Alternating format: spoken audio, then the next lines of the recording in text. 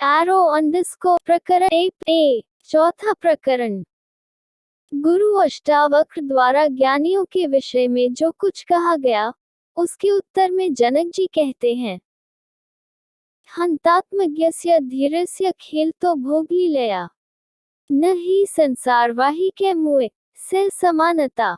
एक, दैवयोग से प्राप्त भोग्य पदार्थों को सुख संतोष से भोगना ही आत्मज्ञानी विवेकशील मनुष्यों का स्वभाव बन जाता है।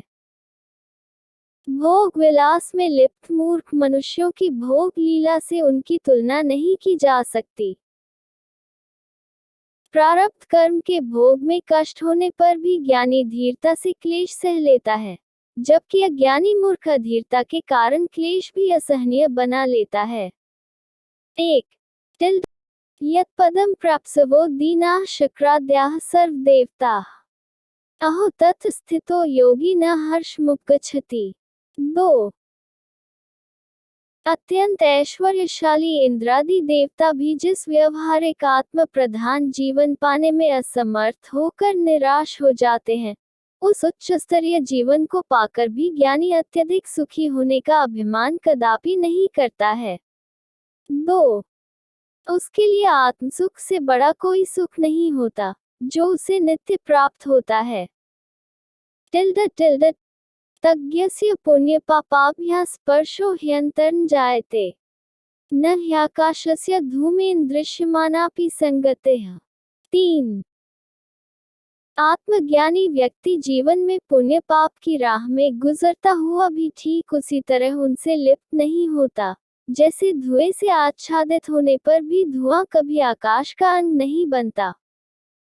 आकाश स्वच्छ ही रहता है और धुएं से अंततः असंग रहता है। जैसे ही आत्मज्ञानी का पाप पुण्य के साथ कोई संबंध नहीं होता। 3, आत्मवेदम जगत सर्वम ज्ञातम येन महात्मना यदृच्छया वर्तमानतम निषेधु क्षमेत क। 4, समस्त जगत वस्तुतः आत्म तत्व प्रधान है और बाह्य रूप मिथ्या प्रतीति मात्र है। ये जानने के बाद आत्मज्ञानी जो कुछ करता है, वह सब अंतःकरण की स्वतः प्रेरणा से करता है। उसके कार्यों से बाहर के विधि निषेध बाधक नहीं बन सकते। 4, अब्रह्मस्तंभ पर्यन्ते भूतग्रामे चतुर्विधे विज्ञस्य सामर्थ्यमिच्छानिच्छा विवर्जने। 5, ब्रह्मा से तृण पर्यंत सब प्रकार के प्राणियों से भरे हुए संसार के सब काम किसी अदृश्य शक्ति द्वारा संचालित हो रहे हैं, किसी की इच्छा या अनिच्छा से नहीं।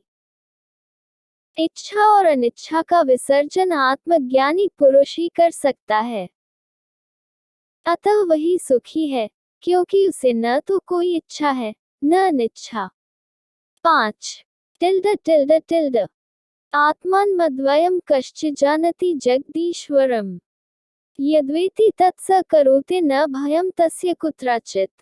6, आत्मज्ञानी ही द्वैत भाव के न होने के कारण सबसे अधिक निर्भय रहता है, किंतु अद्वितीय आत्म स्वरूप जगदीश्वर के सच्चे स्वरूप का ज्ञान विरले महात्मा को ही होता है। वह जो कुछ करता है, सत्य से ही प्रेरित होकर करता है। ये कार्य वह निर्भय होकर करता है, स्वार्थ अथवा लोकापवाद के भय से कतई नहीं। अतः वही सच्चे अर्थों से सत्कर्म करता है। 6,